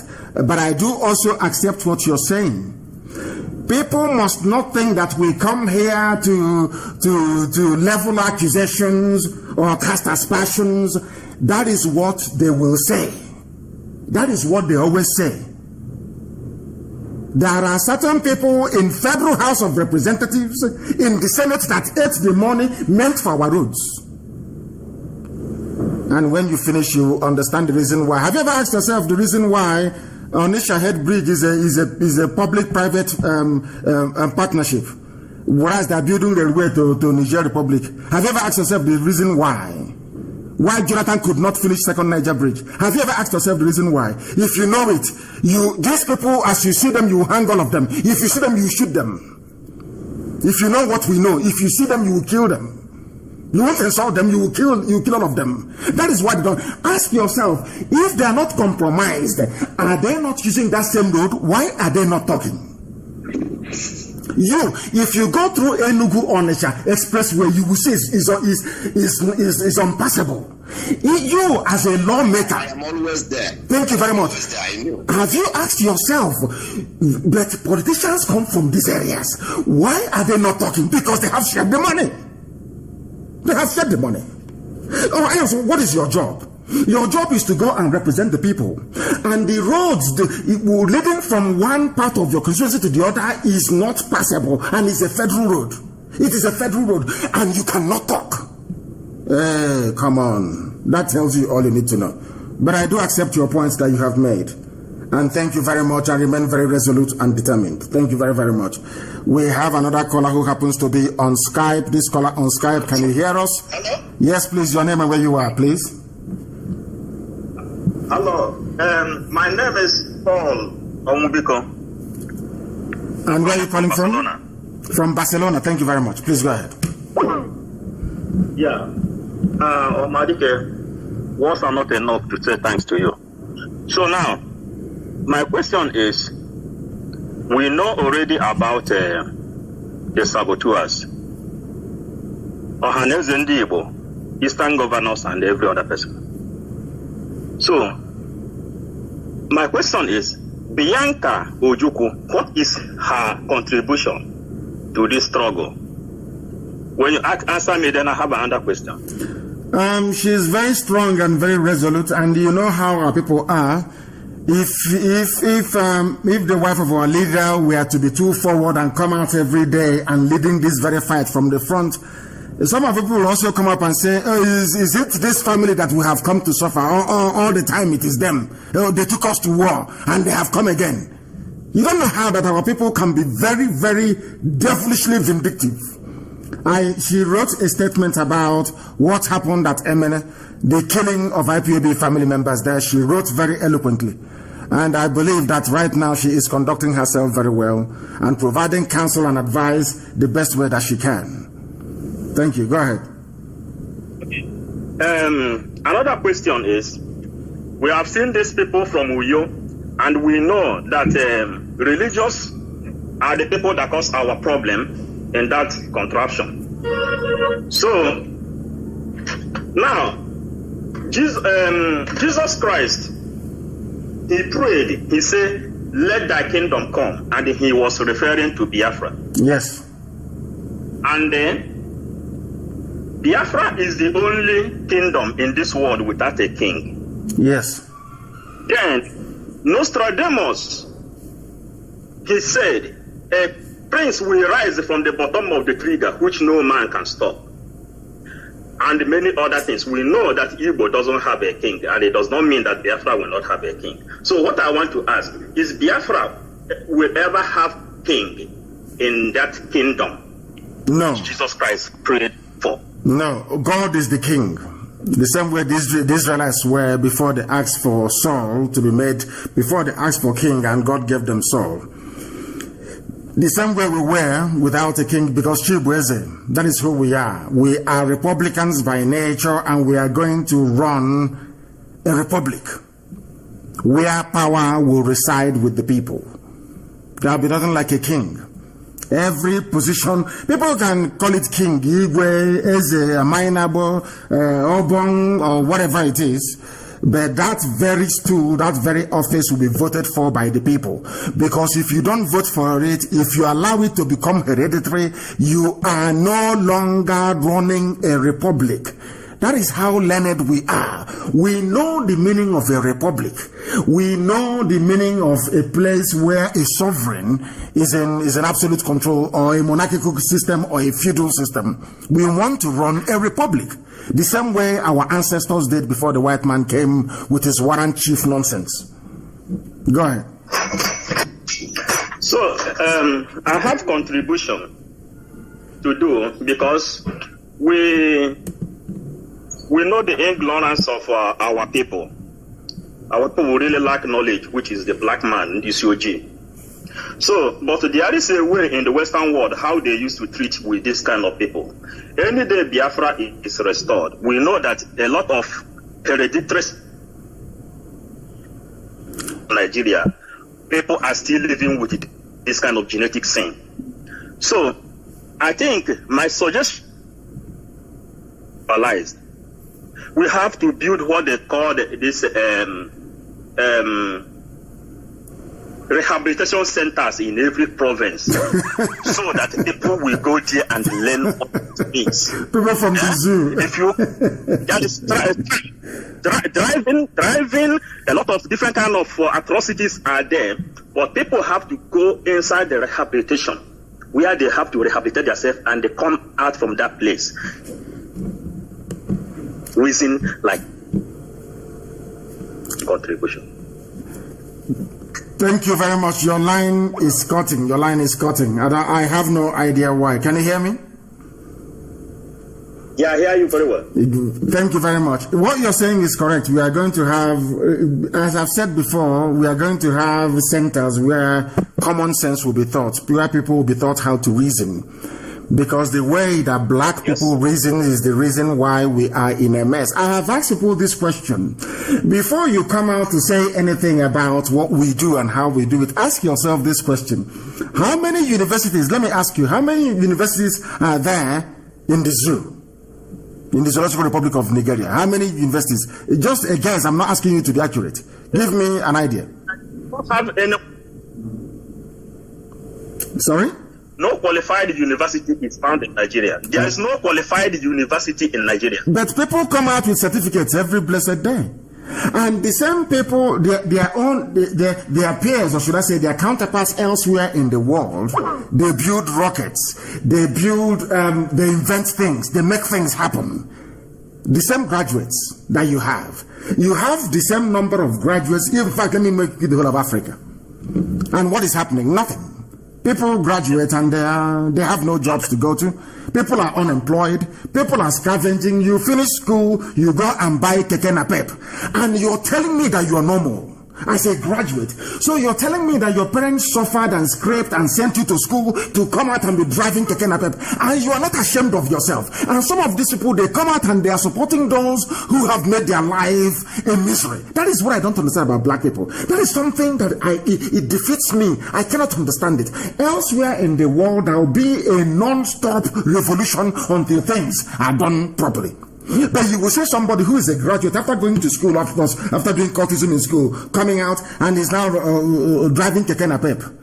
And he will go and buy a second-hand Chinese phone and will be using it to defend those making his life a misery.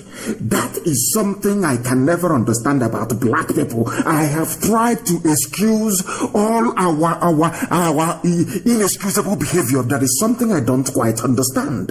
Why would you defend politicians who have made your life? I can't for the life of me understand it. But it's only black people, and that is why we are black anyway. Something very, very, deviant about us. Very sad indeed. I have a caller who happens to be on the line. This caller, can you hear me? Can you hear me? The caller on WhatsApp, can you hear me? Or is the WhatsApp line jamming again? Unbelievable. That I believe it is. I believe it is jamming once again because the calls are too numerous. The calls are too numerous. The time now is approximately 13 minutes to the top of the hour. 13 minutes to the top of the hour. Let us go to Skype to see who is there. The caller on Skype, can you hear me, please? The caller on Skype, can you hear me? Good morning, Mazi Nnamdi Kanu. Good morning to you. Please give us your name and where you're calling from.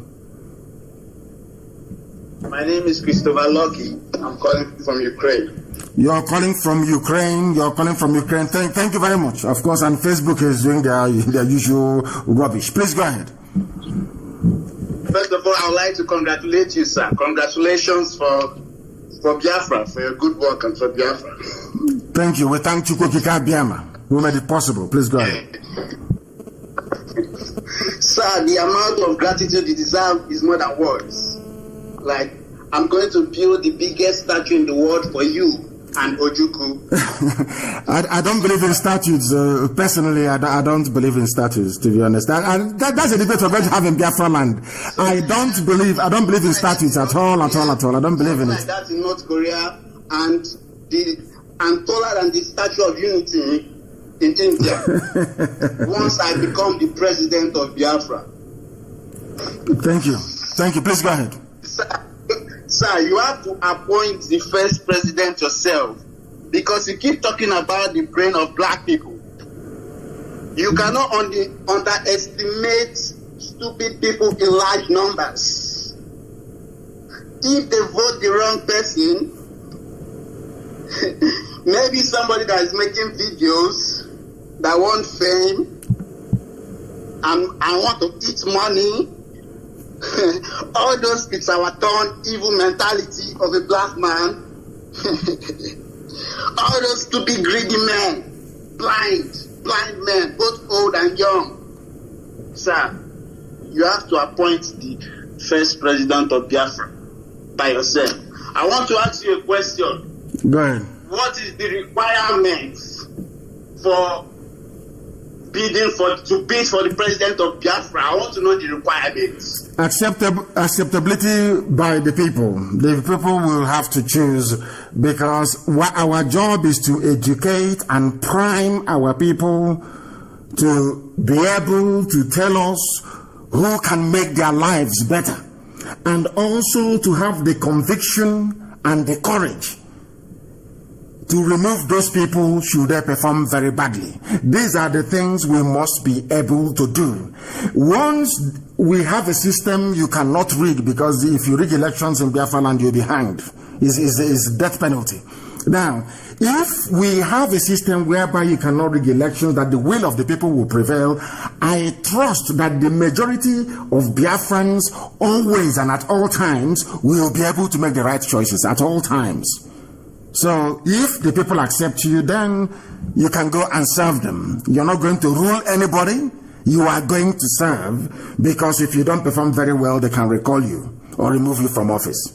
So all you need to do, starting from today... Sorry? Sir, God told me to give Biafrans electricity. God told me to give Biafrans electricity. Not NEPA.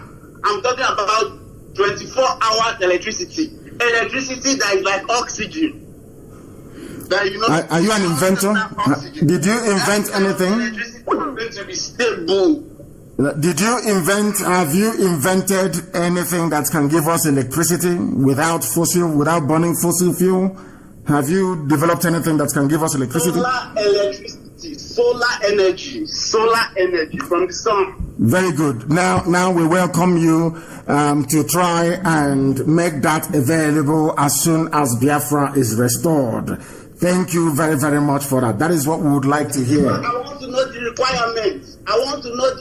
Because I am capable. I pass all the requirements physically, spiritually, educationally, mentally, historically. Then you don't need to convince me. You don't need to convince me. Go and convince Biafran people when the time comes. Pray for Biafra to come first of all, and then you put yourself forward. All these, your credentials, will be scrutinized then. It is not left for any electoral commission to be talking rubbish. Our people will choose those that will serve them. And I believe, I genuinely and honestly believe that you will do very, very well. I believe so. The caller on WhatsApp, can you hear me? I can hear you, sir. Good morning, sir. Good morning to you. Please give us your name and where you're calling from, if you may. My name is Okechukwu Augustine. I'm calling from France. From France. Thank you very much. You must. Thank you. Thank you. Please go ahead. Yes, sir. This is my first caller on this platform, sir. I've been following your program, watching what you are doing concerning our struggling, sir. Thank you. Continue to guide you. Yes, anybody that want to plant anything against you will use the hell to carry it, because there is nemesis on the ground. Yes, of course. I know. All the saboteurs and the rest of both the saboteurs and the rest of them. I've been watching all of them on Facebook, different talks they are talking. There was a program I told Ikenga about in South Africa when Ikenga was in the program. I told Ikenga, forget about all these people, leave them alone. Anybody that is digging pit for somebody that did not dig pit for him will fall inside that pit, and that is how it is. Yes, sir. I don't know why we bother. There are always going to be idiots. You can't come in a society and you have people who are normal. As I have said before, the primary driver of the instinct of a Biafran is jealousy. That is why we're individualistic. Yes. That is the reason why we must be able to ask ourselves questions. Why is it that Abaribe has nobody supporting him? It's only him saying what we all want to hear on a daily basis. He is not a member of IPOB, but he has seen something wrong with how his people are being treated, and he's rising up to speak about it. No other person will ever rise up to say, I support what Abaribe is doing. It's out of jealousy. Look at him every time. It's only him that they eulogize. It's him that they adore all the time. It is in the nature of a black man. I have said this thing before. I have all my orientation, so to speak, I got from England, for instance. When I got to England newly, there used to be a program called the $64,000 question. Then after that, after many years, they now have the Who Wants to Be a Millionaire and all this quiz. If you see the way that people, you don't know the person answering those questions or attending to that very quiz, everybody wants them to win. And you get to work in the morning and you'll be wondering, and I spend time wondering, thinking to myself, why is it that white people, anytime we get to work, they'll be saying, he made a mistake or she made a mistake, I wanted him to win, I was rooting for him. And they are not even related. Compare and contrast that with the behavior of black people. As you are about to be asked the question that will give you $1 million. Hey, oh my goodness, why not me? Oh dear God, he's not going to get anything. So tomorrow he will be a millionaire. And I've asked you before, why is it that when people are successful, you have another person from another compound looking for who to poison from that family? That is how black people are in this UG black. That is how they reason. That is how they have evolved. They have, we have not genetically. My leader. Please go ahead.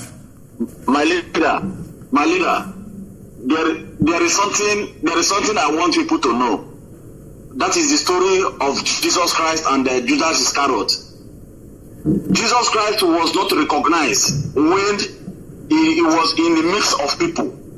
It's when Judas Iscariot went and collected bribe from these people, and now there is no way these people can discover Jesus Christ. When Judas Iscariot now went to Jesus Christ and kissed him, that is when they discover him, Jesus Christ. But at the end of the day, as he betrayed Jesus Christ, how did he end up? These people are inconsequential. What you're saying is absolutely right, and I agree with you completely. But I believe that we are spending inordinate amount of time discussing people who are irrelevant, quite frankly. And the reason why we discuss them is because, as I have said before, for us, gossip sells. It is part of that, a culture of gossip and recycling things that are irrelevant. What we must do, and what we have done in the past and must continue to do, is to focus on the very difficult task of restoring Biafra. I have said this thing before, and allow me to also say it again, and I'll ask it by way of a question. During the war, are you telling me that Fulani soldiers did not impregnate certain women to give birth to children? Of course they did. You must understand that. Why is it that a whole, a sizable chunk of Anioma is saying they are not Igbo? Because their parents are from Fulani Janjaweed. That is the way it is. So people, you cannot expect somebody that a Fulani man fathered to Onime or Moya, then you want him to come and support what you're doing. Of course, he will support his parents' people. Of course, he will support one Nigeria. He will do everything he can to make the zoo viable. And that is what we are saying, that you shouldn't be paying attention to people who are non-entities, people who are inconsequential. I have a caller on the line. Do I have that caller? No, I don't anymore. I don't have that caller. We have come perilously close, I would say, or should I say in a nice way, we have come to the end of the program, but I'll take one or two more calls and then we see where that takes us. To the caller on the line, the caller on Skype. Can you hear me, please? Your name and where you are. Good morning, sir. Good morning to you. Your name and where you're calling from? Yes, my name is Chinedobi. I'm calling from DRC, Congo. From Democratic Republic of Congo. Please go ahead. Yes, sir. Okay, sir. Please, I have 2 or 3 questions to ask you, but I want to follow you answer a little bit question for the guy that called and said their mother in the village are listening. They want to know why IPOB is the people to actualize Biafra. I have just 1 minute to put a little explanation on that. First of all, they're supposed to know who started Biafra for the first time. It's our leader from Anambra. He carried the cross, and the cross the later become so weight, he dropped. The second person came up from Imo State and carried the cross. At the time, he dropped. Now the third person has come.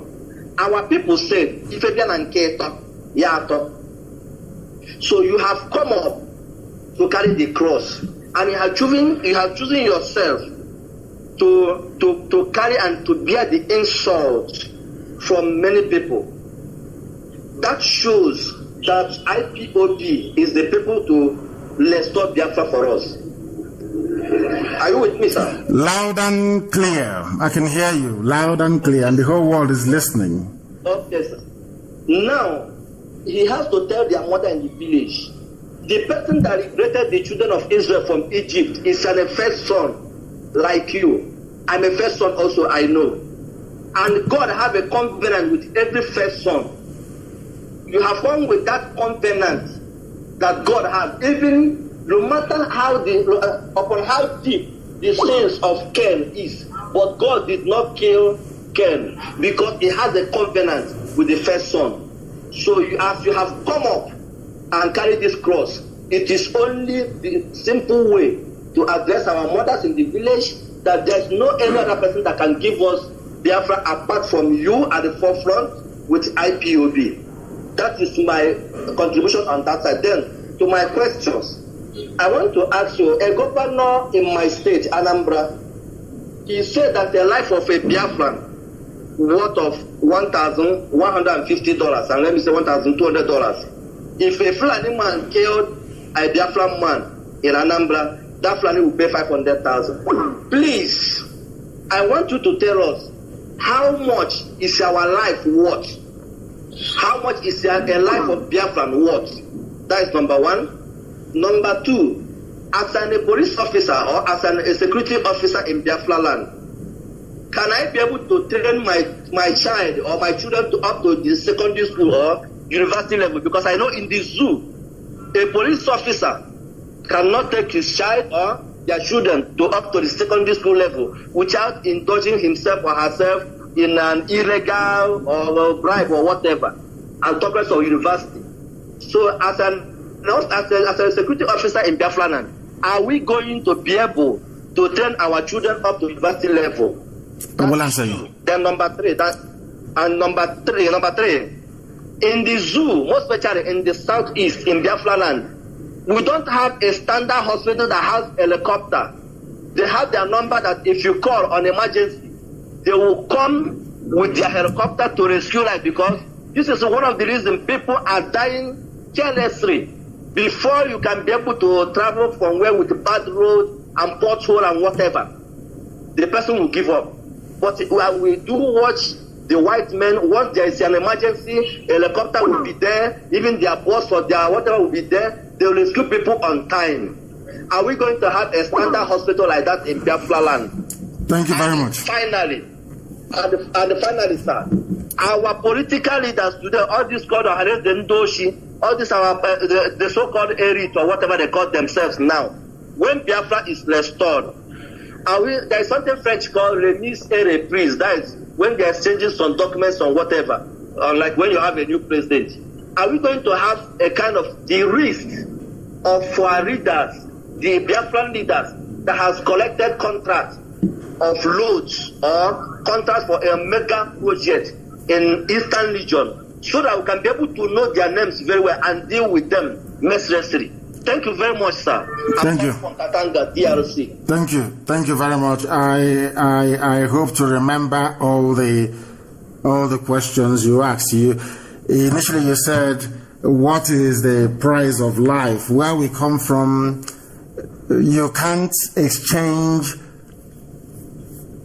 anything that is material for life.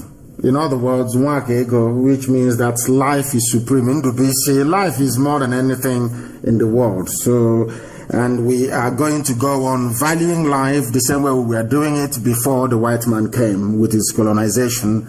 And today we are a mess. And today you have Biafran people, you have Igbo men and women running SARS in Okozo, harvesting organs of their fellow Igbo people.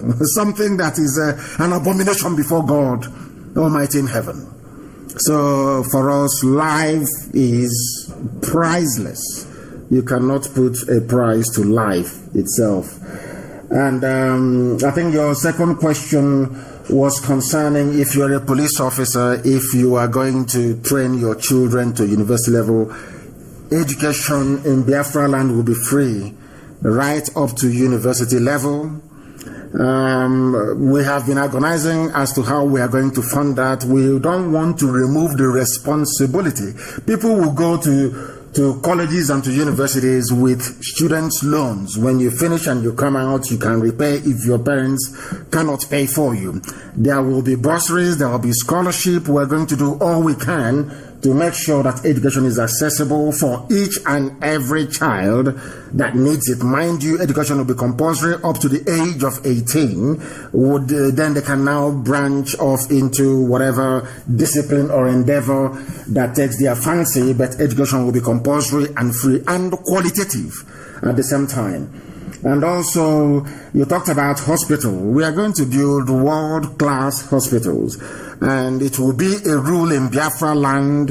Even if you're a politician, you will go to the nearest hospital to you. You will not go outside your constituency or where you are to obtain treatment. You will go to the nearest hospital to you to go and receive treatment. Then that will make you have the incentive to invest in your local hospital. That is absolutely vital. And I think the last one you mentioned are all these people that looted funds and stole money. Of course, they know they're in very serious trouble. They understand that. We are going to have a scrupulously clean society. Very, very clean and very neat. And nobody is going to mess it up. That I can assure you. All these, because there will be DNA test. All these people that were fathered by Janjaweed, they have to go and look for their parents. Very, very important. We will welcome those from abroad. We welcome the Rainbow Coalition that will come back after Biafra has been restored. And on that note, I want to thank each and every one of you for having listened to us, not minding the shenanigans of the idiots who think that they can suppress our numbers by giving the lame excuse that there is an interruption somewhere. We are unstoppable. It doesn't matter what the enemies do. It doesn't matter. Not now, not tomorrow, not ever. We are unstoppable and Biafra is coming. That is why to us Biafra is our religion, and here on Radio Biafra, the finest university on the face of this very earth, is where we worship. Because Elohim Chukwukika Biam is our God in heaven. We don't fear any bagger on this very earth. We are here to speak the truth, and that truth shall set us free. I thank you all very much for listening this morning, and until Sunday evening, 7 p.m. on Sunday, from me, from here, good morning.